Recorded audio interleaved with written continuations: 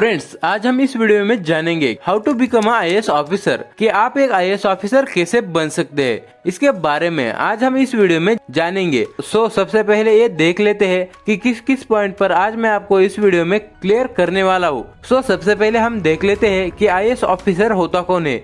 इसके बाद IAS officer बनने के लिए आपके पास क्या एलिजिबिलिटी होनी चाहिए, क्वालिफिकेशन क्या होनी चाहिए, आपकी एज लिमिट क्या है, आपको कितने अटेम्प्ट्स मिलते हैं, कितने बार इसका एग्जाम दे सकते हैं, कौन सा एग्जाम आपको देना होगा अगर आप एक आईएएस ऑफिसर बनना चाहते हैं, इसके लिए सिलेक्शन प्रोसीजर क्या है और आपको आफ्टर 12th क्या करना चाहिए। अगर आप एक आईएएस ऑफिसर बनना चाहते हो तो इस वीडियो को एंड तक देखिए। तो सबसे पहले हम जानेंगे कि आईएएस ऑफिसर होता कौन है।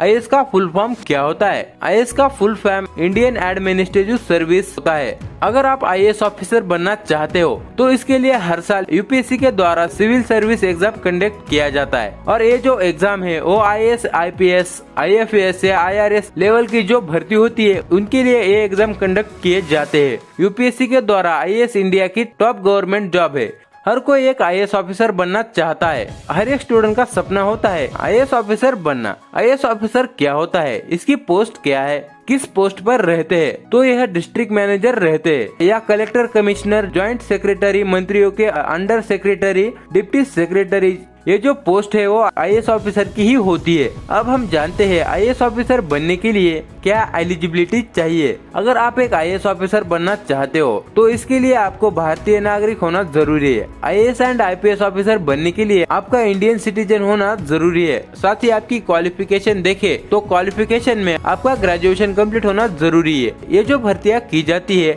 आईएएस, आईपीएस, आईएफएस, आईआरएस, इस लेवल की जो भर्तियां है वो यूपीएससी द्वारा की जाती है। यूपीएससी द्वारा जो सिविल सर्विसेज एग्जाम कंडक्ट किया जाता है उसके लिए आपका मिनिमम क्वालिफिकेशन ग्रेजुएशन होना जरूरी है। तो अगर आप आईएएस ऑफिसर बनना चाहते हो तो सबसे पहले आपका ग्रेजुएशन कंप्लीट होना जरूरी है, तभी आप एग्जाम दे सकेंगे। अब अगर हम एज लिमिट को देखें तो कैटेगरी वाइज अगर आप जनरल कैटेगरी से बिलोंग करते हो तो आपकी एज 21 साल से 32 साल तक होनी चाहिए, तभी आप इसका एग्जाम दे सकते हैं। और ओबीसी कैटेगरी के लिए 21 से 35 साल तक है।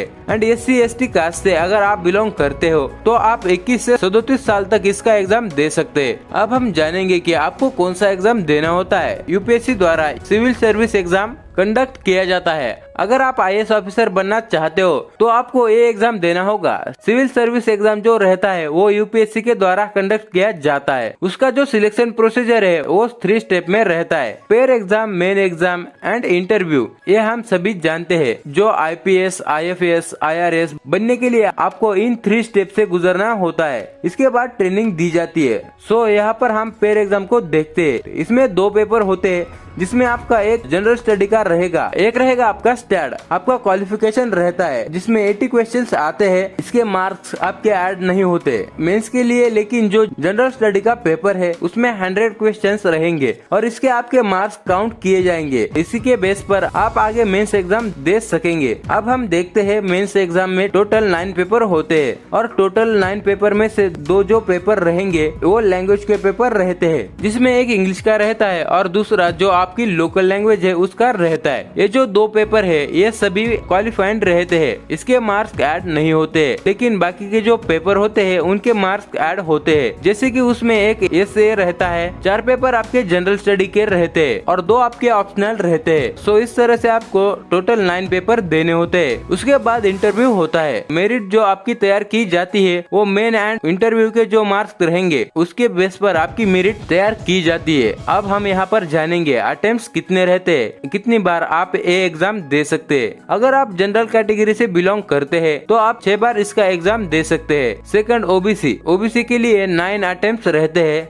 एंड एससी एसटी के लिए इसकी कोई लिमिट नहीं है। अब हम आगे जानेंगे अगर आप आईएएस ऑफिसर बनना चाहते हो तो आपको आफ्टर 12th क्या करना चाहिए। आफ्टर 12th आपका ग्रेजुएशन कंप्लीट होना जरूरी है। यूपीएससी एग्जाम देने के लिए मिनिमम ग्रेजुएशन कंप्लीट होना जरूरी है। तो आपको जिस भी सब्जेक्ट में इंटरेस्ट है वही कोर्स करे। और अगर आप कॉम्पिटिटिव एग्जाम देना चाहते हैं, जैसे कि बैंक में जाना चाहते हैं या फिर रेलवे में जाना चाहते हैं या यूपीएससी के द्वारा आईएएस ऑफिसर या IPS officer, IRS officer, IFS officer बनना चाहते हैं तो इसके लिए आपका ग्रेजुएशन होना जरूरी होता है। आप किसी भी स्ट्रीम से, किसी भी सब्जेक्ट से अपना ग्रेजुएशन कंप्लीट कर लीजिए। कितने भी परसेंटेज हो, बस आपका ग्रेजुएशन कंप्लीट होना चाहिए तो आप ये एग्जाम दे सकते हैं। तो अगर आप कॉम्पिटिटिव एग्जाम की तैयारी कर रहे हैं, आपका एम है कॉम्पिटिटिव एग्जाम देना, तो आप अपना सिंपल ग्रेजुएशन कंप्लीट कर लीजिए। BA, BSc या फिर BCom जिसमें भी आपका इंटरेस्ट है वो कोर्स चूज कर लीजिए। क्योंकि होगा क्या, जिसमें भी आपका इंटरेस्ट है, जैसे कि मैंने बताया है, इसका जो सिलेक्शन प्रोसीजर है, पैटर्न है, उसमें 2